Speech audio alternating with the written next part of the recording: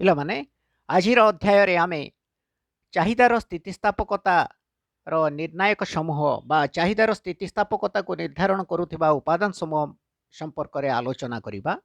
କେଉଁ କେଉଁ ଉପାଦାନ ଚାହିଦାର ସ୍ଥିତିସ୍ଥାପକତା ଉପରେ ପ୍ରଭାବ ପକାଇଥାଏ ସେହି ବିଷୟରେ ଆମେ ଆଜିର ଅଧ୍ୟାୟରେ ଆଲୋଚନା କରିବା।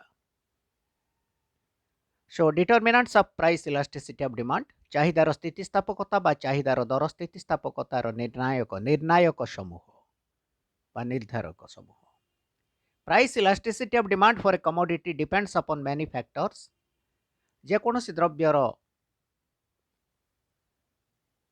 ଦର ସ୍ଥିତିସ୍ଥାପକତା ଅନେକ ଗୁଡ଼ିଏ ଉପାଦାନ ଉପରେ ନିର୍ଭର କରିଥାଏ। The main factors which determine price elasticity of demand are discussed below. ଚାହିଦାର ସ୍ଥିତିସ୍ଥାପକତାକୁ ପ୍ରଭାବ ପକାଉଥିବା ବା ନିର୍ଦ୍ଧାରଣ କରୁଥିବା ଉପାଦାନ ଗୁଡ଼ିକ ସମୂହରେ ସମ୍ପର୍କରେ ନିମ୍ନରେ ଆଲୋଚନା କରାଗଲା। ନମ୍ବର 1, ନେଚର ଅଫ୍ କମୋଡିଟି, ଦ୍ରବ୍ୟର ପ୍ରକୃତି। Elasticity of demand depends on the nature of the commodity. ଚାହିଦାର ସ୍ଥିତିସ୍ଥାପକତା ଦ୍ରବ୍ୟର ପ୍ରକୃତି ଉପରେ ନିର୍ଭର କରିଥାଏ। whether it is necessary, comfort or luxury. ସାଧାରଣତଃ ପ୍ରକୃତି ଅନୁସାରେ ବା ଦ୍ରବ୍ୟର ପ୍ରକୃତି ଅନୁସାରେ ଦ୍ରବ୍ୟଗୁଡ଼ିକୁ ତିନି ଭାଗରେ ବିଭକ୍ତ କରାଯାଇଥାଏ। ସେଗୁଡ଼ିକ ହେଲା ଅତ୍ୟାବଶ୍ୟକ ଦ୍ରବ୍ୟ, ଆରାମଦାୟକ ଦ୍ରବ୍ୟ ଏବଂ ବିଳାସମୂଳକ ଦ୍ରବ୍ୟ। Necessary satisfy the most urgent wants and without them we cannot live. ଅତ୍ୟାବଶ୍ୟକ ଦ୍ରବ୍ୟଗୁଡ଼ିକ ଦ୍ୱାରା ଆମେ ଆମର ଅତି ଜରୁରୀ ଅଭାବଗୁଡ଼ିକୁ ପରିତୃପ୍ତ କରିଥାଉ ଏବଂ ସେହି ଦ୍ରବ୍ୟଗୁଡ଼ିକ ବିନା ଜୀବନ ଧାରଣ କଷ୍ଟକର ହୋଇଯାଏ। Price elasticity of demand for necessaries is mostly inelastic. ଅତ୍ୟାବଶ୍ୟକ ଦ୍ରବ୍ୟ ପିଲାମାନେ ଜୀବନ ଧାରଣ ପାଇଁ ଅତ୍ୟନ୍ତ ଗୁରୁତ୍ୱପୂର୍ଣ୍ଣ। ଦରରେ ଯେକୌଣସି ପରିବର୍ତ୍ତନ ହେଲେ ମଧ୍ୟ ସାଧାରଣତଃ ଅତ୍ୟାବଶ୍ୟକ ଦ୍ରବ୍ୟର ଚାହିଦା ଉପରେ ଏହାର ବିଶେଷ ପ୍ରଭାବ ପଡ଼ିନଥାଏ। Price elasticity of demand for necessaries mostly inelastic. ଅତଏବ ଚାହିଦାର ଦର ସ୍ଥିତିସ୍ଥାପକତା ଅତ୍ୟାବଶ୍ୟକ ଦ୍ରବ୍ୟ କ୍ଷେତ୍ରରେ ସାଧାରଣତଃ ଅସ୍ଥିତିସ୍ଥାପକ ଅଟେ। ଅର୍ଥାତ୍ ଅତ୍ୟାବଶ୍ୟକ ଦ୍ରବ୍ୟଗୁଡ଼ିକର ଦରରେ ଯେକୌଣସି ପରିବର୍ତ୍ତନ ହେଲେ ମଧ୍ୟ ସେଗୁଡ଼ିକର ଚାହିଦାରେ କୌଣସି ପରିବର୍ତ୍ତନ ପ୍ରାୟ ଦେଖାଯାଏ ନାହିଁ। ସେଗୁଡ଼ିକର ଚାହିଦା ଅସ୍ଥିତିସ୍ଥାପକ ଅଟେ। Necessaries like rice, cloth, fuel, matchbox, salt, etc. are extremely essential for consumers and almost the same amount is purchased by the consumers even with a great change in their price. এই যে ଅତ୍ୟାବଶ୍ୟକ ଦ୍ରବ୍ୟ ଆମେ କହିଲୁ କେତେଟା ଦୃଷ୍ଟାନ୍ତ, ଚାଉଳ, ଲୁଗା, ତେଲ, ଦିଆସିଲି, ଲୁଣ, ଏଇଭଳିଆ ଅତ୍ୟାବଶ୍ୟକ ଦ୍ରବ୍ୟ ମଣିଷ ପାଇଁ ଏହା ପ୍ରତିଦିନ ଆବଶ୍ୟକ ହୋଇଥାଏ। ଏହି ଦ୍ରବ୍ୟ ଗୁଡ଼ିକ ଏହା ଅତି ଜରୁରୀ ଦ୍ରବ୍ୟ। ତେଣୁ ଏଇଗୁଡ଼ିକର ଏଇ ଯେଉଁ ଏସେନ୍ସିଆଲ ଗୁଡ୍ସ ଗୁଡ଼ାକ ବା ଅତ୍ୟାବଶ୍ୟକ ଦ୍ରବ୍ୟ ଗୁଡ଼ାକର ଦରରେ ବିରାଟ ପରିବର୍ତ୍ତନ ହେଲେ ମଧ୍ୟ, ବିଶେଷ ପରିବର୍ତ୍ତନ ହେଲେ ମଧ୍ୟ ଏମାନଙ୍କର ଚାହିଦାରେ ବିଶେଷ ପରିବର୍ତ୍ତନ ହୋଇନଥାଏ। ସାଧାରଣତଃ ସମ ପରିମାଣର ଦ୍ରବ୍ୟ, ଏହି ଦ୍ରବ୍ୟ ଗୁଡ଼ିକ ଯେଉଁ ପରିମାଣରେ ପୂର୍ବରୁ ଆମେ କ୍ରୟ କରୁଥିଲୁ, ବର୍ତ୍ତମାନ ଦରରେ ବିଶେଷ ପରିବର୍ତ୍ତନ ହେଲେ ମଧ୍ୟ ଏହି ଦ୍ରବ୍ୟ ଗୁଡ଼ାକର ସେହି ପରିମାଣ ହିଁ ଆମେ କ୍ରୟ କରୁ।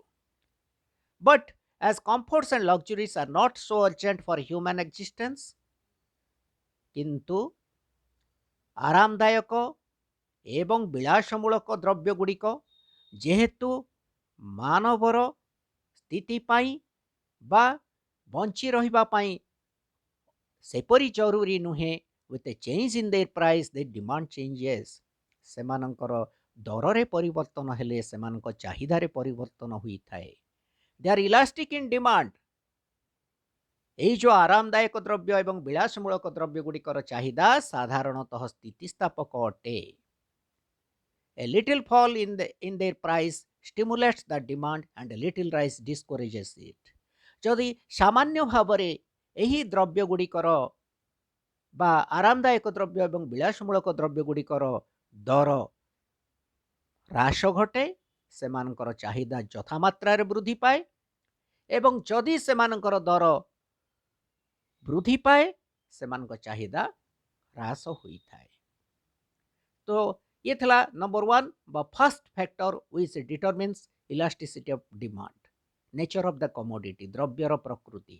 जो द्रव्य गुड़ाक अति जरूरी से गुड़ाकर साधारणतः दर परिवर्तन हेले मध्य तार चाहिदा अस्थितिस्थापक रही थाए, किंतु जो द्रव्य गुड़िक जरूरी नुहे, उदाहरण स्वरूप आरामदायक द्रव्य और विलासमूलक द्रव्य, से गुड़िकर दर में सामान्य परिवर्तन हेले सेमानक चाहिदारे परिवर्तन हेबार देखा जाए। अर्थात आरामदायक द्रव्य एवं विलासमूलक द्रव्य क्षेत्र में चाहिदा स्थितिस्थापक होता है, किंतु अत्यावश्यक द्रव्य क्षेत्र में चाहिदा अस्थितिस्थापक हुए। Next number 2, the availability of substitutes. The availability of substitutes, प्रतिस्थापक द्रव्यर उपस्थिति। प्रतिस्थापक द्रव्यर उपस्थिति of all the factors determining price elasticity of demand, the availability of substitutes for a commodity is one of the most important factor. चाहिदार स्थितिस्थापकता को प्रभावित करुथिबा अन्यान्य उपादान मानक मध्यरु प्रतिस्थापक द्रव्यर उपस्थिति एक गुरुत्वपूर्ण उपादान अटे। When a particular want can be satisfied by different commodities, the commodities are called substitutes. जेतबले एक निर्दिष्ट अभाव को आमे विभिन्न द्रव्य द्वारा परितृप्त करि थाउ, सही द्रव्य गुडी को परस्पर प्रतिस्थापक द्रव्य कहा जाए। If for a commodity close substitutes are available, जदि कौनसी द्रव्यर निकट स्थानापन्न द्रव्य रही थाए, its demand tends to be elastic, यार चाहिदा स्थितिस्थापक हुए। जो द्रव्यर कौनसी निकट स्थानापन्न द्रव्य बा प्रतिस्थापक द्रव्य रही थाए, सेगुड़ाकर चाहिदा साधारणतः स्थितिस्थापक हुए। If the price of such a commodity goes up, the people will shift to its close substitutes, and as a result the demand for that commodity will greatly decline. जदि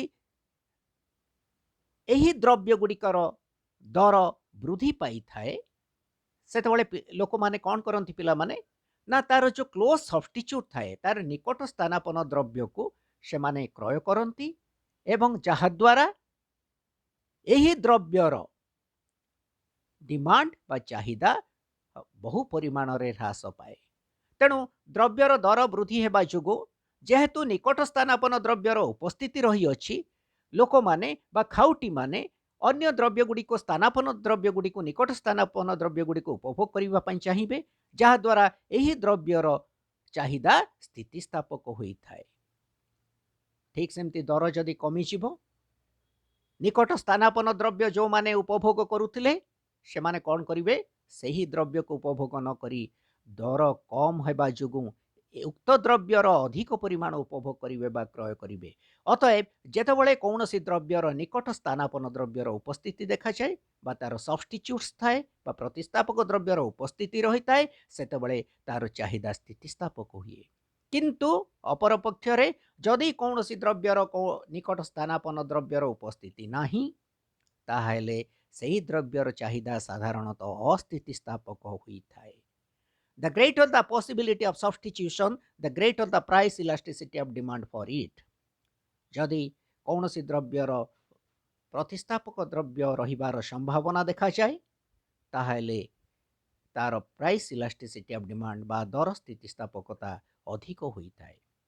If for a commodity substitutes are not available, जदि कौनसी द्रव्यर प्रतिस्थापक द्रव्य रही न थाए बा निकट स्थानापन्न द्रव्य रही न थाए, people will have to buy it even when its price rises. तार दर जेते वृद्धि पाइले मध्य व्यक्ति विशेष सही द्रव्यर क्रय करिवे।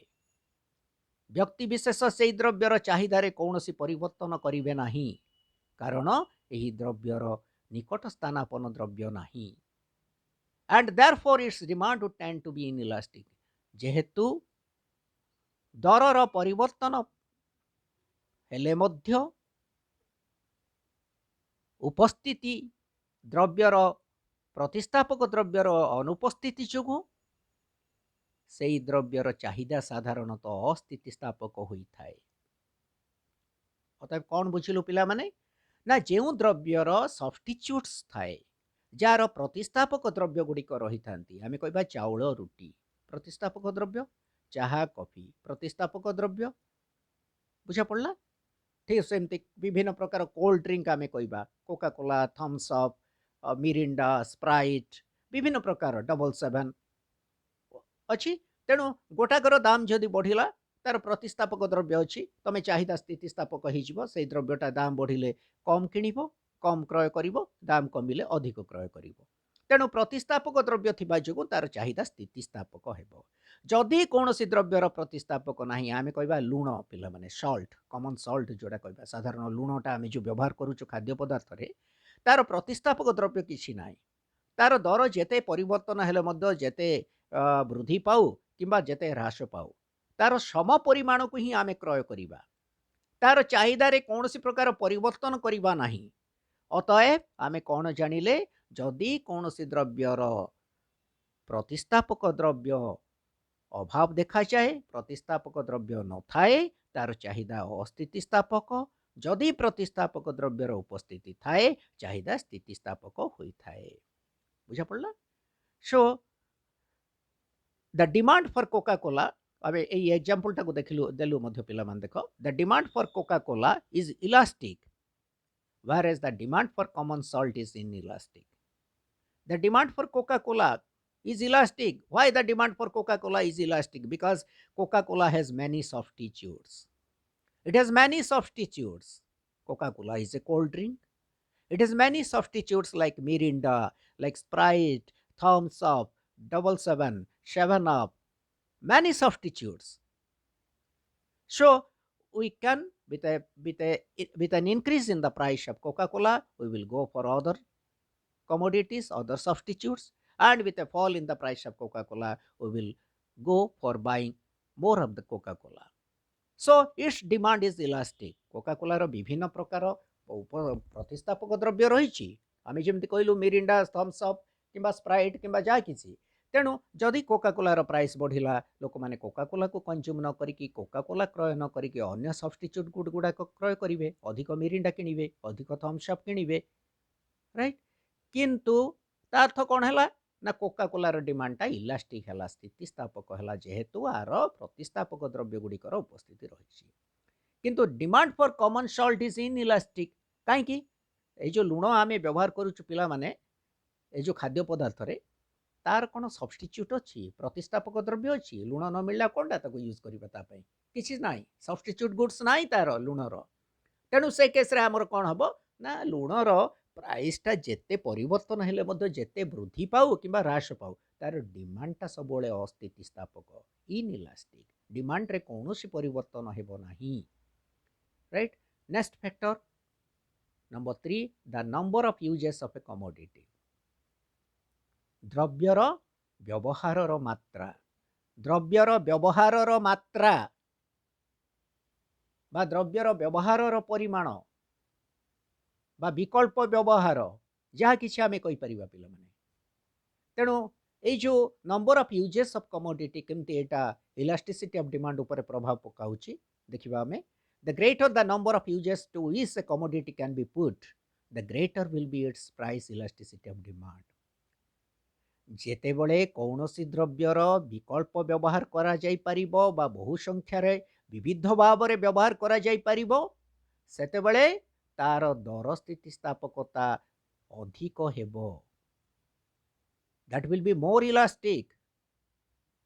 Price elasticity of demand will be greater when the number of uses of a commodity is greater. If the price of a commodity having several uses is very high, ଯଦି କୌଣସି ବିକଳ୍ପ ବ୍ୟବହାର ଯୁକ୍ତ ବା ବିବିଧ ଭାବରେ ବ୍ୟବହାର ଯୁକ୍ତ କୌଣସି ଦ୍ରବ୍ୟର ଦର ଅତିମାତ୍ରାରେ ବୃଦ୍ଧି ପାଇଗଲା, its demand will be small. ଏହାର ଚାହିଦା କ'ଣ ହେଇଯିବ? ହ୍ରାସ ପାଇବ। ବିବିଧ ବ୍ୟବହାର ଯୁକ୍ତ ଦ୍ରବ୍ୟର ଦର ବୃଦ୍ଧି ହେଲେ ଚାହିଦା ହ୍ରାସ ପାଇବ। and it will be put to the most important uses. ଏହାକୁ ଆମେ ଅତି ଗୁରୁତ୍ୱପୂର୍ଣ୍ଣ ବ୍ୟବହାରରେ ପ୍ରୟୋଗ କରିବା। and if the price of such a commodity falls, ଯଦି ଏହିଭଳିଆ ଦ୍ରବ୍ୟର ବା ବିବିଧ ବ୍ୟବହାର ଯୁକ୍ତ ଦ୍ରବ୍ୟର ଦର ହ୍ରାସ ପାଏ, it will be put to less important uses। ଏହାକୁ ଆମେ କ'ଣ କରିବା ପିଲାମାନେ, ଇଭେନ୍ କି କମ୍ ଗୁରୁତ୍ୱପୂର୍ଣ୍ଣ ବ୍ୟବହାରରେ ପ୍ରୟୋଗ କରିବା, and consequently its quantity demanded will rise significantly। ଏବଂ କ'ଣ ହବ, ଏହାର ଡିମାଣ୍ଡ ଚାହିଦାର ପରିମାଣ ଅତିମାତ୍ରାରେ ବୃଦ୍ଧି ପାଇବ। ଆମେ ପିଲାମାନେ ଗୋଟେ ଇଲେକ୍ଟ୍ରିସିଟି ଗୋଟେ ଆମେ ଯେଉଁ ବିଦ୍ୟୁତ ଶକ୍ତିର ଏକ୍ଜାମ୍ପଲ ଦେବା। ମନେକର ବିଦ୍ୟୁତ ଶକ୍ତି କ'ଣ ହେଉଛି, ଇଲେକ୍ଟ୍ରିସିଟି। ଆମେ ଏହାକୁ ଘର ଆଲୋକିତ କରିବା ପାଇଁ ବ୍ୟବହାର କରିପାରୁ, ପଙ୍ଖା ଚାଳନା କରିବା ପାଇଁ ବ୍ୟବହାର କରିପାରୁ, ଫ୍ୟାନ୍ ଲଗାଇବା ପାଇଁ ବ୍ୟବହାର କରିପାରୁ, କିମ୍ବା ଏସି ପାଇଁ ବ୍ୟବହାର କରିପାରୁ, ୱାସିଂ ମେସିନ୍ ପାଇଁ ବ୍ୟବହାର କରିପାରୁ, ରାନ୍ଧିବା ପାଇଁ ରୋଷେଇ ପାଇଁ ବ୍ୟବହାର କରିପାରୁ, ଫ୍ରିଜ୍ ପାଇଁ ବ୍ୟବହାର କରିପାରୁ, ଆଇରନ୍ କରିବା ପାଇଁ ବ୍ୟବହାର କରିପାରୁ। ବିବିଧ ବ୍ୟବହାର ରହିଛି। Electricity can be put to several uses. ଠିକ୍ ନା ନାହିଁ? ଯଦି ୟାର ପ୍ରାଇସ୍ କମିଯିବ, ଆମେ ତାକୁ ସବୁଗୁଡ଼ାକ ବ୍ୟବହାରରେ ପ୍ରୟୋଗ କରିବା। ଯଦି ପ୍ରାଇସ୍ ବଢ଼ିଗଲା, କେବଳ ଏକ ନିର୍ଦ୍ଦିଷ୍ଟ ବ୍ୟବହାର, ଯେଉଁଟାକି ଅତି ଗୁରୁତ୍ୱପୂର୍ଣ୍ଣ ବ୍ୟବହାର, ଯାହାକୁ ଆମେ କହିବା ଘରକୁ ଆଲୋକିତ କରିବା ପାଇଁ ଆମେ ତାର ବ୍ୟବହାର କରିବା। ତେଣୁ ଦେଖ, ଯେଉଁ ଦ୍ରବ୍ୟର ବିବିଧ ବ୍ୟବହାର ରହିଛି, ସାଧାରଣତଃ ତାହାର ଚାହିଦା ସ୍ଥିତିସ୍ଥାପକ ଅଟେ, ଅଧିକ ସ୍ଥିତିସ୍ଥାପକ ଅଟେ। ଦର ବୃଦ୍ଧି ହେଲେ ଡିମାଣ୍ଡ ଅତିମାତ୍ରାରେ କମିଯାଏ, ଚାହିଦା ଅତିମାତ୍ରାରେ କମିଯାଏ, ଏବଂ ଦର ହ୍ରାସ ହେଲେ ଚାହିଦା ଅତିମାତ୍ରାରେ ବୃଦ୍ଧି ପାଏ। ବୁଝାପଡ଼ିଲା? କିନ୍ତୁ ଯେଉଁଗୁଡ଼ାକୁ କେବଳ ଗୋଟେ ମାନେ ସିଙ୍ଗଲ ୟୁଜ୍ ଥିବ ପିଲାମାନେ, ଯାହାର କେବଳ ସିଙ୍ଗଲ ୟୁଜ୍ ଥିବ, ଏକ ନିର୍ଦ୍ଦିଷ୍ଟ ବ୍ୟବହାର କରାଯାଉଥିବ ଗୋଟେ ଦ୍ରବ୍ୟକୁ, ତାର କ'ଣ ହେବ, ତାର ଦରରେ ଯେକୌଣସି ପରିବର୍ତ୍ତନ ହେଲେ ମଧ୍ୟ ଚାହିଦା ସାଧାରଣତଃ ଅସ୍ଥିତିସ୍ଥାପକ ହୋଇ ରହିବ। ଦରରେ ଯେକୌଣସି ପରିବର୍ତ୍ତନ ହେଲେ ମଧ୍ୟ ଚାହିଦା ଅସ୍ଥିତିସ୍ଥାପକ ହୋଇ ରହିବ, ଯେତେବେଳେ କୌଣସି ଦ୍ରବ୍ୟର କେବଳ ଏକ ନିର୍ଦ୍ଦିଷ୍ଟ ବ୍ୟବହାର ରହିଥିବ। ବୁଝାପଡ଼ିଲା? ଆଉ ଗୋଟେ ଏକ୍ଜାମ୍ପଲ ଏଠି ଦେଲୁ ପିଲାମାନେ, ଦେଖ, ଯେମିତି ବିଦ୍ୟୁତ ଶକ୍ତି କଥା ମୁଁ କହିଲି, ଇଲେକ୍ଟ୍ରିସିଟି କଥା। To illustrate milk has several uses. କ୍ଷୀର ଯେଉଁଟାକୁ ଆମେ କହିବା, ତାର ବିବିଧ ବ୍ୟବହାର ଅଛି। If its price rises to a very high level, it will be used only for essential purposes such as feeding the children and sick persons and for preparing tea। ଆମେ କହିବା ଯଦି କ୍ଷୀରର ପ୍ରାଇସ୍ଟା ଅତିମାତ୍ରାରେ ବଢ଼ିଯିବ, ଦରଟା ଅତିମାତ୍ରାରେ ବଢ଼ିଯିବ, ଆମେ କ'ଣ କରିବା, ଯେଉଁମାନେ ଅସୁସ୍ଥ ଥିବେ ସେଇ ବ୍ୟକ୍ତିମାନଙ୍କୁ ଦେବା ପାଇଁ କେବଳ କ୍ଷୀରଟା ବ୍ୟବହାର କରିବା, କିମ୍ବା ଛୋଟିଆ ଛୋଟିଆ ପିଲାଙ୍କୁ, ଶିଶୁଙ୍କୁ ପିଏଇବା ପାଇଁ କ୍ଷୀରଟା ବ୍ୟବହାର କରିବା, କିମ୍ବା ଆମେ ଆଜିକାଲି ଯେଉଁଟାକୁ ଏସେନ୍ସିଆଲ ବୋଲି କହୁଛୁ, ଚା ବିନା ଆମେ ରହିପାରିବା ନାହିଁ। ସକାଳୁ ଟିକେ ଚା ଦରକାର, ସନ୍ଧ୍ୟାବେଳୁ ଚା ଦରକାର, ଚା ଇଜ୍ ମୋଷ୍ଟ ଏସେନ୍ସିଆଲ ନାଓଡେଜ୍। ସେତେବେଳେ ଆମେ କ'ଣ କରିବା, ଚା ପାଇଁ ମଧ୍ୟ କ୍ଷୀରଟାକୁ ଟିକେ ବ୍ୟବହାର କରିବା। କିନ୍ତୁ if the price of milk falls, it would be devoted to other uses such as preparation of curd, cream, ghee, sweets। ବୁଝାପଡ଼ିଲା ନା ନାହିଁ? ଯଦି ପ୍ରାଇସ୍ଟା କ୍ଷୀରର କମିଗଲା, ଆମେ କ'ଣ କରିବା, ତାକୁ ଦହି କରିବା ପାଇଁ ବ୍ୟବହାର କରିବା, ତାର ସର କାଟିବା, ତାକୁ ଘିଅ ତିଆରି କରିବା, ତାର ଛେନା ତିଆରି କରିବା, ତାରୁ ମିଠା ତିଆରି କରିବା, ବହୁତ ବ୍ୟବହାର କରିଦେବା କ୍ଷୀରର ପ୍ରାଇସ୍ ଯଦି କମିଗଲା। ତେଣୁ କ୍ଷୀରର ପ୍ରାଇସ୍ କମିଗଲେ ଡିମାଣ୍ଡଟା ଅତିମାତ୍ରାରେ ବଢ଼ିଗଲା, କ୍ଷୀରର ପ୍ରାଇସ୍ ବଢ଼ିଗଲେ ଡିମାଣ୍ଡଟା କମିଗଲା। ତେଣୁ ଆମେ କ୍ଷୀରର ଚାହିଦା କ'ଣ ବୋଲି କହିବା ପିଲାମାନେ, ଇଲାଷ୍ଟିକ୍, ସ୍ଥିତିସ୍ଥାପକ। କାହିଁକି ସ୍ଥିତିସ୍ଥାପକ? ବିକଜ୍ ଆର ବ୍ୟବହାରର ବହୁଳତା ଅଛି, ବା ବିବିଧ ଭାବରେ, ବିଭିନ୍ନ ଭାବରେ ଆର ବ୍ୟବହାର ରହିଅଛି। ତେଣୁ ଆମେ ଏଇଠୁ ଏତିକି ଜାଣିଲୁ, ଦ number of uses of A commodity, ବା ଦ୍ରବ୍ୟର ବ୍ୟବହାରର ମାତ୍ରା। ଏଇଠୁ ଆମେ ଏଇ ପଏଣ୍ଟଟା କେମିତି ଆମକୁ ଏଫେକ୍ଟ କରୁଛି ଡିମାଣ୍ଡକୁ, ଇଲାଷ୍ଟିସିଟି ଅଫ୍ ଡିମାଣ୍ଡକୁ, ନା ଯଦି ଗୋଟେ ଦ୍ରବ୍ୟର ବିବିଧ ବ୍ୟବହାର ଅଛି, ତାର ଚାହିଦା ସ୍ଥିତିସ୍ଥାପକ ଅଟେ, ଏବଂ ଯଦି ଗୋଟେ ଦ୍ରବ୍ୟର ଏକ ନିର୍ଦ୍ଦିଷ୍ଟ ବ୍ୟବହାର ଅଛି, ତାର ଚାହିଦା ଅସ୍ଥିତିସ୍ଥାପକ ଅଟେ। Next point, joint demand. Joint demand ପିଲାମାନେ, ଯେଉଁଟାକୁ ଆମେ ସଂଯୁକ୍ତ ଚାହିଦା ବୋଲି କହିବା। ଜଏଣ୍ଟ ଡିମାଣ୍ଡ ଫର୍ ଗୁଡ୍ସ, ସଂଯୁକ୍ତ ଚାହିଦା। Joint demand for goods also affect the price elasticity of demand. ଏ ଯେଉଁ ସଂଯୁକ୍ତ ଚାହିଦା, ବିଭିନ୍ନ ଦ୍ରବ୍ୟର ସଂଯୁକ୍ତ ଚାହିଦା, ଏଇଟା କ'ଣ ପିଲାମାନେ, ପରିପୂରକ ଦ୍ରବ୍ୟ କ୍ଷେତ୍ରରେ ଆମେ ଆସିଲୁ। ଯେଉଁଟା ପରିପୂରକ ଅଭାବ ବୋଲି ଆମେ କହୁଛୁ, ଆମେ ଚାହା କରିବୁ, କ୍ଷୀର ଲୋଡ଼ା, ଚିନି ଦରକାର, ଚାହା ଗୁଣ୍ଡ ଦରକାର, ଦରକାର ନା ନାହିଁ? ଏଇ କ୍ଷେତ୍ରରେ ଦେଖ, ଚାହା ବା ଚାଟାକୁ ଆମେ, ଚାର ଅଭାବକୁ ପୂରଣ କରିବାକୁ ଯାଇ ଆମେ ଚିନିର ପ୍ରାଇସ୍ ଟିକେ ବଢ଼ିଗଲା, ଆମେ we do not care for that. ଚିନିର ପ୍ରାଇସ୍ ବଢ଼ିଲେ ମଧ୍ୟ ତାର ଡିମାଣ୍ଡଟା ଇନ୍‌ଇଲାଷ୍ଟିକ୍ ହେବ। କାହିଁକି? ମୁଖ୍ୟ ଜିନିଷ ଯୋଉଟା ଚା ବୋଲି କହିଲେ ତାର ପ୍ରାଇସ୍ ବଢ଼ିଲା କି କମିଲା ତା ଉପରେ ଡିମାଣ୍ଡଟା ନିର୍ଭର କରେ। କିନ୍ତୁ ତା ପାଇଁ ଯୋଉ ଆବଶ୍ୟକ ଗୋଟେ group of things is essential for to satisfy a particular want. ଏକ ନିର୍ଦ୍ଦିଷ୍ଟ ଅଭାବକୁ ପୂରଣ କରିବାକୁ ଯାଇକି ଯେତେବେଳେ ଆମକୁ ଅନେକ ଦ୍ରବ୍ୟର ଅଭାବ ହୃଦୟଙ୍ଗମ କରିବାକୁ ପଡ଼େ, ଅନେକ ଦ୍ରବ୍ୟର ଅଭାବର ସମ୍ମୁଖୀନ ହେବାକୁ ହୁଏ, ସେତେବେଳେ ସେଇ ଯୋଉ ଅନେକ ଦ୍ରବ୍ୟ କହିଲୁ ବା ଯୋଉଗୁଡ଼ାକ ଆମର ଶାଖା ଦ୍ରବ୍ୟ ବୋଲି କହିଲୁ, ବିଭିନ୍ନ ସାଇଡ୍ ଗୁଡ୍ସ ବୋଲି ଆମେ କହିଲୁ, ସେଗୁଡ଼ାକର ପ୍ରାଇସ୍ ଚେଞ୍ଜଟାରେ ଆମେ ସେତେ ସେନ୍ସିଟିଭ୍ ହେଉନାହୁଁ, ଆମେ ସେତେ ମାନେ ରିଏକ୍ଟିଭ୍ ହେଉନାହୁଁ। Whatever may be its price, we have to demand the same amount of that good. So ये जिनस को आम ये आलोचना करूँ। ठीक सेमती आउ गोटे एग्जांपल पिला माने आमे देइछु, जेतेबेले आमे जो आमर ऑटोमोबाइल्स गुड़ाक मोटर गाड़ी बा जानवाहन जानवाहन पई आमर पेट्रोल दरकार। पेट्रोल सहित आमे गोटे ऑयल गोटे पकाउछु पिला माने जोटा को लुब्रिकेटिंग ऑयल बोली आमे कहूछु, जोटा ग्रीस टाइप ऑयलटा थिबो, से ऑयलटा कौन करुच्ची ना ऑयलटा से ऑयलटा कहीं पिला माने आमे मिसौछु, आमे गाड़ी गुड़ाक तेल पकेला बेलू साधारणतः केते केतेक स्थल रे आमे गोटे ऑयल पकाउछु।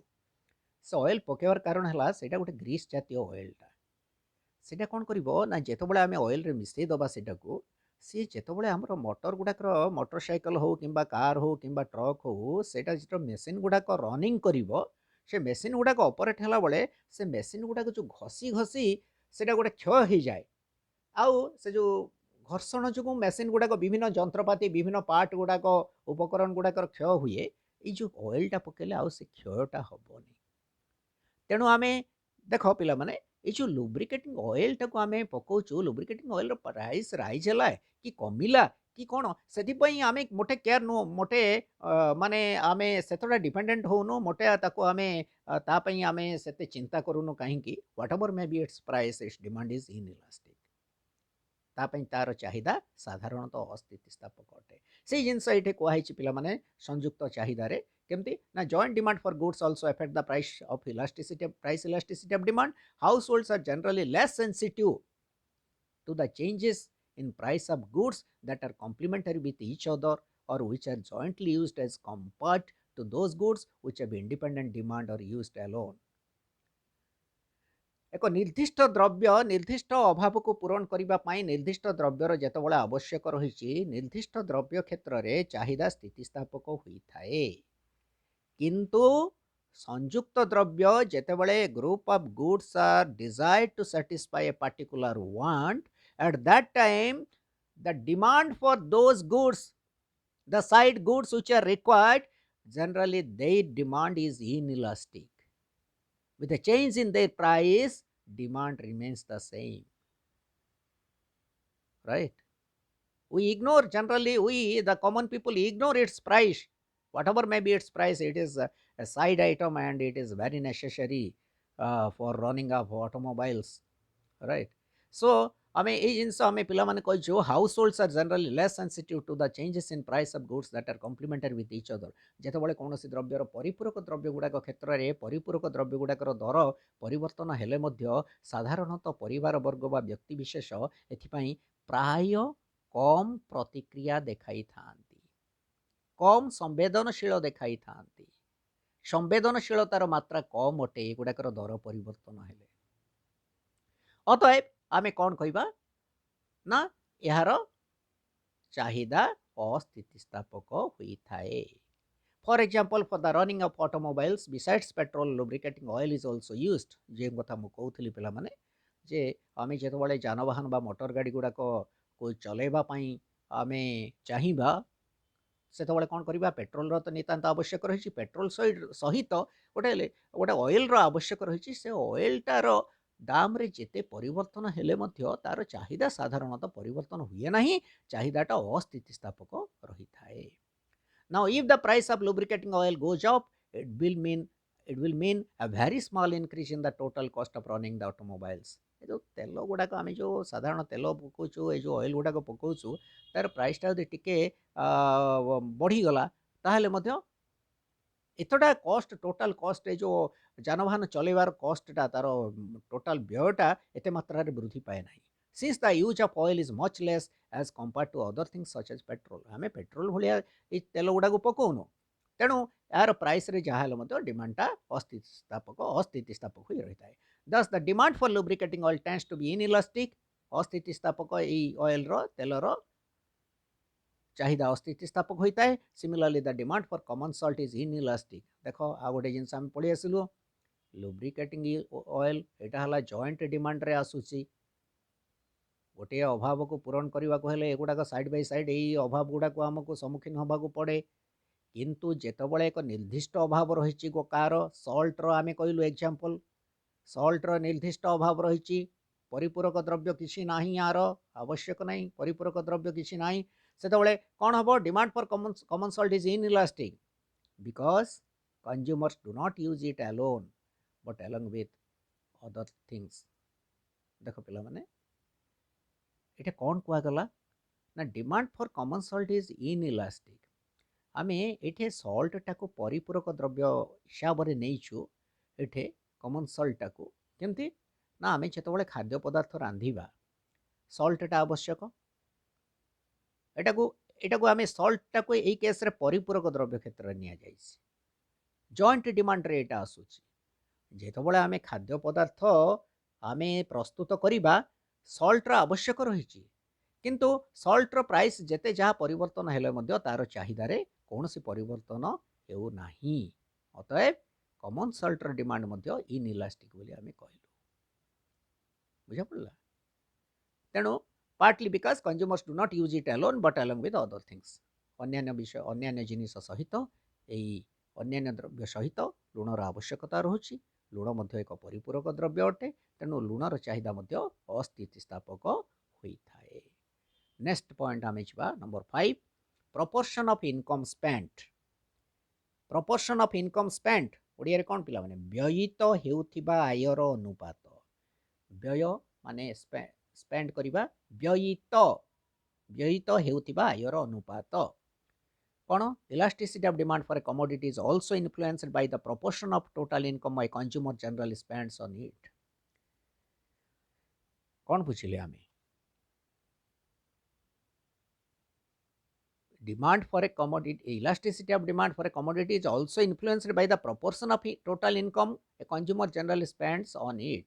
कौन सी द्रव्य निमंते मोट आयर व्यय करा जाउथिबा अनुपात चाहिदार स्थितिस्थापकता उपरे प्रभाव पकाई थाए. The demand for a commodity on which the consumer spends only a small proportion of his income. The demand for a commodity on which the consumer spends only a small proportion of his income is less elastic. जेतबले कौन सी द्रव्य बा गुड़ाए द्रव्य पाई केतेक द्रव्य पाई जड़े खाउटी तांको मोट आयर एक क्षुद्र अनुपात को खर्च करी थांती एक छोटिया अंश को खर्च करी थांती. मोट आयर एक क्षुद्र अनुपात को खर्च करी थांती जो द्रव्य गुड़ाक प्रति साधारणतः से गुड़ाकर चाहिदा कम स्थितिस्थापक अटे. देखो आम एग्जांपल देले the demand for match box soap ink surf salt etcetera दियासिली साबुन सर्फ लुण यही सब जिनिस आमे आम आयर गोटे क्षुद्र परिमाण साधारणतः व्यय करि थाउ. आयर एक क्षुद्र अनुपात व्यय करि थाउ. तेणु एगुड़ाकर प्राइस रे किछि परिमाण रे परिवर्तन हेले मध्य आर चाहिदा साधारणतः अस्थितिस्थापक होई थाए. Because the consumer spends only a small part of his income on these goods. कहीं एगुड़ाकर चाहिदा अस्थितिस्थापक हुए ना खाउटी तांको आयर एक छोटिया अंश एक क्षुद्र अंश को यही द्रव्य गुड़िक बा निमित्त खर्च करी थांती.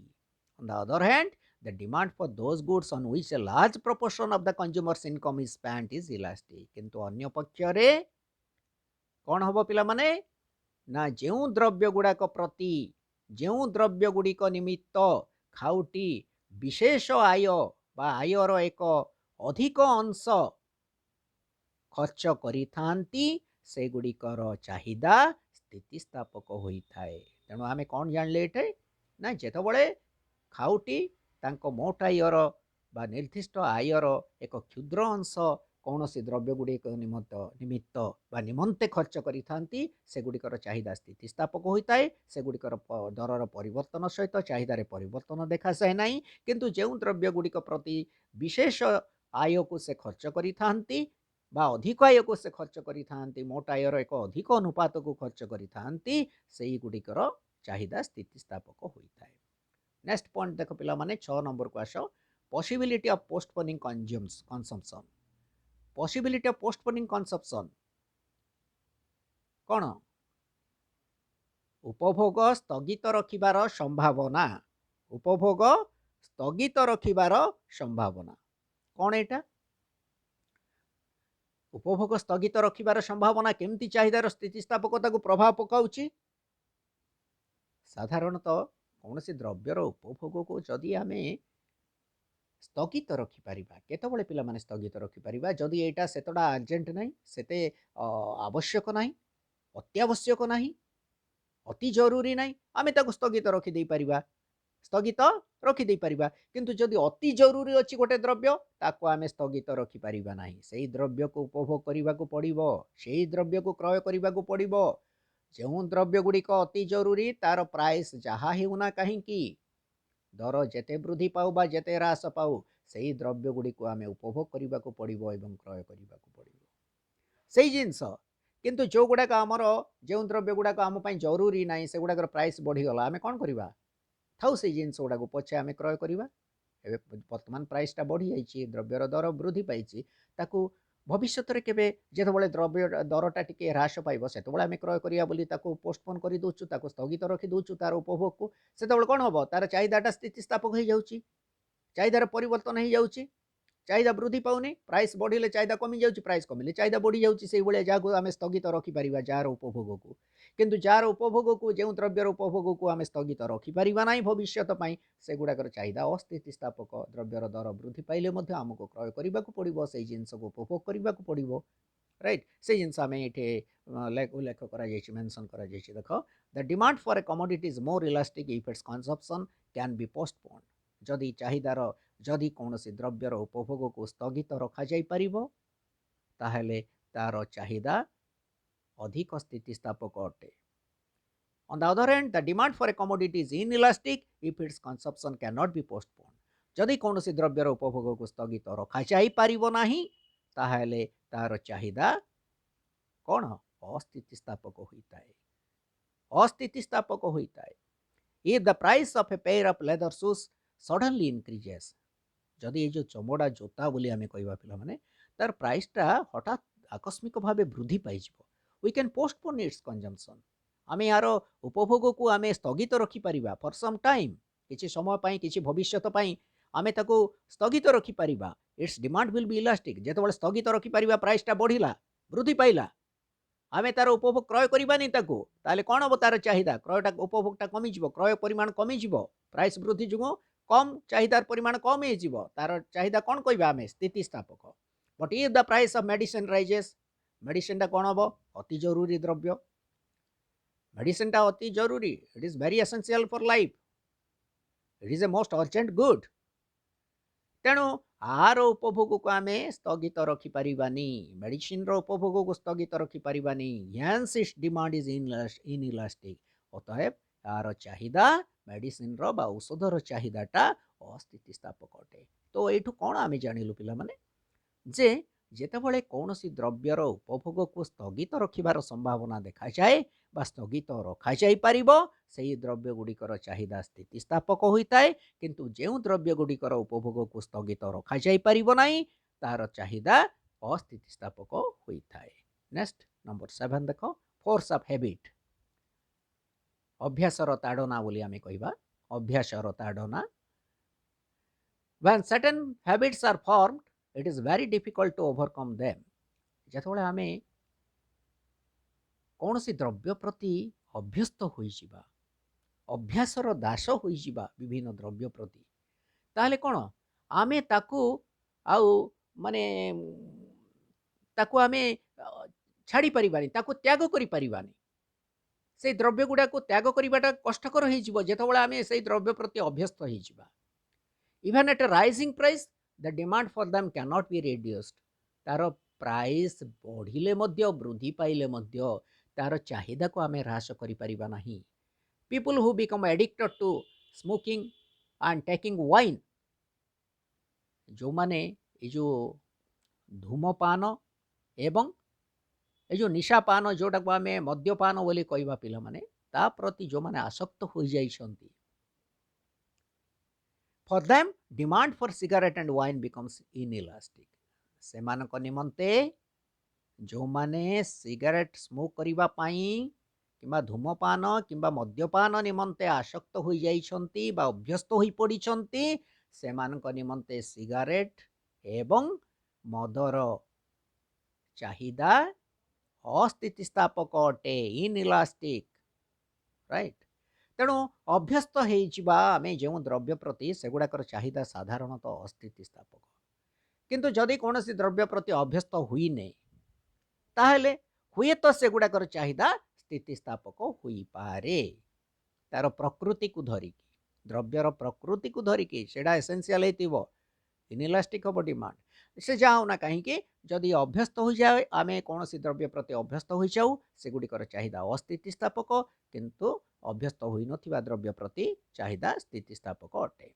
नेक्स्ट रेंज ऑफ प्राइस दरर स्तर दरदाम स्तर दर स्तर बोली आम कहिबा रेंज ऑफ प्राइस प्राइस माने दर दरर स्तर बा लेवल ऑफ प्राइस बोली मध्ये आम कहि परिबा elasticity of demand depends on the range और लेवल ऑफ प्राइस चाहिदार स्थितिस्थापकता दरदाम स्तर उपरे निर्भर करि थाए if the price is very high और very low demand becomes comparatively inelastic जदि कौन द्रव्यर दर अति अधिक होता है किंबा अति कम होता है सेगुड़िकर चाहिदा साधारणतः तुलनात्मक भावे अस्थितिस्थापक अटे जदि द्रव्य गुड़िकर दर अति मात्रा रे अधिक होता है किंबा अति कम होता है सेमानकर चाहिदा तुलनात्मक भावे अस्थितिस्थापक होता है demand for high priced commodities like diamonds and low priced commodities like pen और पेंसिल आर जनरली इनइलास्टिक जो माने अति अधिक दाम हेतिबो डायमंड बोली आमे नबा पिला माने जोटा हीरा बोली कहिबा किंबा कॉस्टली ऑर्नामेंट्स कहिबा सेगुडाकर प्राइसटा अधिक होइछि सेगुडाकर डिमांड इनइलास्टिक साधारणतः हम कहीं सेगुड़ा को केवल धनिक श्रेणी व्यक्ति विशेष ताको उपभोग करि थांती तेणु सेगुडाकर डिमांड इनइलास्टिक हम किंतु जो द्रव्य गुड़िकर प्राइस अति लो पेन पेंसिल एमती कहबा आमे सेगुड़ाकर चाहिदा साधारणतः सेगुड़ाक चाहिदा मध्य अस्थितिस्थापक हम कहीं ना सेमानकर दर अति कम अटे सेगुड़िक केवल गरीब श्रेणी लोक मान द्वारा साधारणतः उपभोग करा जाय थाए जो व्यक्ति विशेष गरीब हूँ कि धनी हूँ जदि प्राइस जो गुड़ाकर अति कम अच्छी से चाहिदा अस्थितिस्थापक हुए तेणु अति अधिक कि अति कम दर थिबा द्रव्य गुड़िकर चाहिदा अस्थितिस्थापक होता है a change in their prices have a very little effect on the consumers सेमान दर रे किछि मात्रा रे परिवर्तन हेले मध्य तार विशेष भाव प्रभाव पकाई न थाए कंज्यूमर मानक ऊपर खाउटी मानक ऊपर तार विशेष प्रभाव पड़ी न थाए but commodities having price in middle range and price but commodities having price in middle range are price elastic किंतु जो द्रव्य गुड़ाकर दर मध्यम स्तर होता है ना बेसी दर होता है ना कम दर होता है ना कौन सी द्रव्यर दर बेसी होता है बा कम होता है मध्यम स्तर प्राइस जो गुड़ाकर थाए सेमानकर डिमांडटा साधारणतः इलास्टिक बा स्थितिस्थापक अटे they demand changes with A change in price तेणु मध्यम स्तर दर रहितिबा द्रव्य मानकर चाहिदा साधारणतः दर परिवर्तन सहित परिवर्तित होता है नेक्स्ट द लास्ट वन पिला माने देखो range of income elasticity of demand is mostly influenced by range or level of income of the consumers खाउटी आयर स्तर द्वारा चाहिदार स्थितिस्थापकता प्रभावित होता है चाहिदार स्थितिस्थापकता उपरे खाउटी आयर स्तर प्रभाव पकाई थाए बुझा पड़ा if income level of consumers is high जदि खाउटी आयर स्तर अधिक होता है change in price will not affect the quantity demanded of most of the goods and demand for the goods will be inelastic. जदि खाउटीଙ୍କ आयर स्तर अधिक ହୋଇଥାଏ ତାହେଲେ ଦ୍ରବ୍ୟର ଦରରେ ବିଶେଷ ପରିବର୍ତ୍ତନ ହେଲେ ମଧ୍ୟ ଚାହିଦାରେ ବିଶେଷ ପରିବର୍ତ୍ତନ ହୋଇନଥାଏ। ରାଇଟ୍। ତ କ'ଣ ହେଲା ପିଲାମାନେ, ଆମେ କ'ଣ କହିଲୁ ଏଠି? ରେଞ୍ଜ ଅଫ୍ ଇନକମ୍ ବା ଆୟର ସ୍ତର ଚାହିଦାର ସ୍ଥିତିସ୍ଥାପକତା ଉପରେ ପ୍ରଭାବ ପକାଉଥାଏ। ଯଦି ଆୟର ସ୍ତର ଅଧିକ ହୋଇଥାଏ ବା ଯେଉଁମାନେ ଧନିକ ଶ୍ରେଣୀର ଅଟନ୍ତି ସେମାନଙ୍କ ପାଇଁ କୌଣସି ଦ୍ରବ୍ୟର ଦରରେ ବୃଦ୍ଧି ହେଲେ ଚାହିଦା ଉପରେ ବିଶେଷ ପ୍ରଭାବ ପଡ଼ିନଥାଏ ବା ଚାହିଦାର ପରିମାଣ ହ୍ରାସ ପାଇନଥାଏ। ସୋ ଆମେ କହିଲୁ if income level of consumers is high, change in price will not affect the quantity demanded of most of the goods and demand for the goods will be inelastic. ଅତଏବ ସେହି କ୍ଷେତ୍ରରେ ଆୟର ସ୍ତର ଅଧିକ ଥିଲେ ସାଧାରଣତଃ ଦ୍ରବ୍ୟର ଚାହିଦା ଗୁଡ଼ିକ ଅସ୍ଥିତିସ୍ଥାପକ ହୁଏ। But if income level is low, କିନ୍ତୁ ଯଦି ଆୟର ସ୍ତର କମ୍ ହୋଇଥାଏ demand for goods will be more elastic, ତାହେଲେ କ'ଣ ହେବ ପିଲାମାନେ? ଦ୍ରବ୍ୟ ଗୁଡ଼ିକର ଚାହିଦା ଅଧିକ ସ୍ଥିତିସ୍ଥାପକ ହେବ। ଆୟର ସ୍ତର କମ୍ ହେଲେ ଅଧିକ ସ୍ଥିତିସ୍ଥାପକ ହେବ। କାହିଁକି? ଯେଉଁମାନେ ଗରିବ, ଯେଉଁମାନଙ୍କ ଆୟ କମ୍ ଅଟେ, ଯେଉଁମାନେ ଗରିବ ସେମାନଙ୍କ ପାଇଁ ଯଦି କୌଣସି ଦ୍ରବ୍ୟର ଦରଟା ବୃଦ୍ଧି ପାଇଗଲା ଟିକେ ଚାହିଦାକୁ ସେମାନେ ହ୍ରାସ କରିଦେବେ, ଚାହିଦାର ପରିମାଣକୁ କମେଇ ଦେବେ। ଦ୍ରବ୍ୟର ଦରଟା କମିଗଲା ଚାହିଦାର ପରିମାଣକୁ ବୃଦ୍ଧି କରିଦେବେ। ତେଣୁ ଦ୍ରବ୍ୟର ଦରରେ ପରିବର୍ତ୍ତନ ସହିତ ଗରିବ ଲୋକମାନଙ୍କ ପାଇଁ ଯେଉଁମାନଙ୍କ ଆୟର ସ୍ତର କମ୍ ଅଟେ ଚାହିଦା ସ୍ଥିତିସ୍ଥାପକ ହୋଇଥାଏ। କିନ୍ତୁ ଧନିକ ଶ୍ରେଣୀର ବ୍ୟକ୍ତିବିଶେଷ ପାଇଁ ଯାହାର ଆୟର ସ୍ତର ଅଧିକ ଅଟେ ସେମାନଙ୍କ ପାଇଁ ଦ୍ରବ୍ୟର ଚାହିଦା ଅସ୍ଥିତିସ୍ଥାପକ ହୋଇଥାଏ। ବୁଝାପଡ଼ିଲା? ଆଉ ଗୋଟେ ଜିନିଷ ପିଲାମାନେ ଆମେ କହିବା, ଏଟାକୁ ଆମେ ଏଠି ଉଲ୍ଲେଖ କରିନୁ, ସେଟା ହେଲା ଡ୍ୟୁରେବିଲିଟି ଅଫ୍ କମୋଡିଟି। ସେଟାକୁ ତୁମେ ଲେଖିଦେଇପାର, ଡ୍ୟୁରେବିଲିଟି ଅଫ୍ କମୋଡିଟି, ଦ୍ରବ୍ୟର ସ୍ଥାୟିତ୍ୱ। ଦ୍ରବ୍ୟର ସ୍ଥାୟିତ୍ୱ ମଧ୍ୟ 10 ନମ୍ବର କରିକି ତୁମେ ଲେଖିଦେଇପାର ପିଲାମାନେ। ଦ୍ରବ୍ୟର ସ୍ଥାୟିତ୍ୱ ମଧ୍ୟ ଚାହିଦାର ସ୍ଥିତିସ୍ଥାପକତା ଉପରେ ପ୍ରଭାବ ପକାଇଥାଏ। କେମିତି? ସାଧାରଣତଃ ଆମେ ଦେଖୁ ଯେଉଁ ଦ୍ରବ୍ୟ ଗୁଡ଼ିକ ଅଧିକ ସ୍ଥାୟୀ ବା କମ୍ ସମୟରେ ନଷ୍ଟ ହୁଏ ନାହିଁ, ନଷ୍ଟଶୀଳ ନୁହେଁ, କ୍ଷୟଶୀଳ ନୁହେଁ, ଅଧିକ ସ୍ଥାୟୀ ଦ୍ରବ୍ୟ ବା ସ୍ଥାୟିତ୍ୱ ଅଧିକ ଥିବା ଦ୍ରବ୍ୟ ଗୁଡ଼ିକ ସେଗୁଡ଼ାକ ଆମେ କ'ଣ କରୁ? ପ୍ରାଇସ୍ କମିଲା ଅଧିକ କ୍ରୟ କରୁ, ପ୍ରାଇସ୍ ବଢ଼ିଲା କମ୍ କ୍ରୟ କରୁ।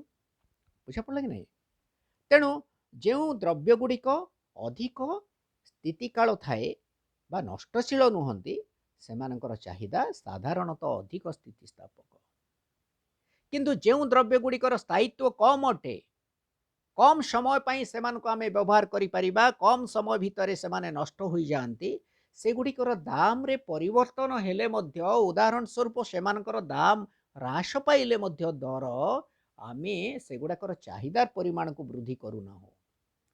ସେମାନଙ୍କ ଚାହିଦାର ପରିମାଣକୁ ଆମେ ବୃଦ୍ଧି କରୁନାହୁଁ ଦର କମ୍ ହେଲେ ମଧ୍ୟ। କାହିଁକି ନା କମ୍ ସମୟ ଭିତରେ ସେମାନେ ନଷ୍ଟ ହୋଇଯିବେ, ସେମାନଙ୍କ ଗୁଣାବଳୀରେ କ୍ଷୟ ହୋଇଯିବ, ଗୁଣାବଳୀ କ୍ଷୟ ହୋଇଯିବ। ତେଣୁ ଏଇଟାକୁ ଆମେ ପିଲାମାନେ 10 ନମ୍ବର ବୋଲି ମଧ୍ୟ ଆମେ ଏଡ୍ କରିପାରିବା, ଦ୍ରବ୍ୟର ସ୍ଥାୟିତ୍ୱ ବା ଇଂଲିଶରେ ଆମେ କହିଲେ ଡ୍ୟୁରେବିଲିଟି ଅଫ୍ ଦ କମୋଡିଟି କହିବା। ତେଣୁ ଯେଉଁ ଦ୍ରବ୍ୟ ଗୁଡ଼ିକ ଅଧିକ ସ୍ଥାୟୀ ବା ଅଧିକ ସମୟ ପାଇଁ ଯେଉଁ ଦ୍ରବ୍ୟ ଗୁଡ଼ିକ ବ୍ୟବହାର କରାଯାଇପାରିବ, ବ୍ୟବହାର ଯୋଗ୍ୟ, ସେଗୁଡ଼ିକର ଚାହିଦା ଅଧିକ ସ୍ଥିତିସ୍ଥାପକ। କିନ୍ତୁ ଯେଉଁ ଦ୍ରବ୍ୟ ଗୁଡ଼ିକ କମ୍ ସ୍ଥାୟୀ ବା କ୍ଷଣସ୍ଥାୟୀ ଅଟନ୍ତି ସେଗୁଡ଼ିକର ଚାହିଦା ସାଧାରଣତଃ ଅସ୍ଥିତିସ୍ଥାପକ ଅଟେ। ସୋ ଏଥିସହିତ ଆମର ଆଜିର ଆଲୋଚନାକୁ ଆମେ ସମାପ୍ତ କରିବା। ଚାହିଦାର ସ୍ଥିତିସ୍ଥାପକତାର ନିର୍ଣ୍ଣାୟକ ସମୂହ ବା ଚାହିଦାର ସ୍ଥିତିସ୍ଥାପକତାକୁ ପ୍ରଭାବ ପକାଉଥିବା ଉପାଦାନ ସମୂହ ସମ୍ପର୍କରେ ଆଲୋଚନାକୁ ଆମେ ଆଜି ଏଠି ରଖିବା। So all the best, have a nice day and thank you all.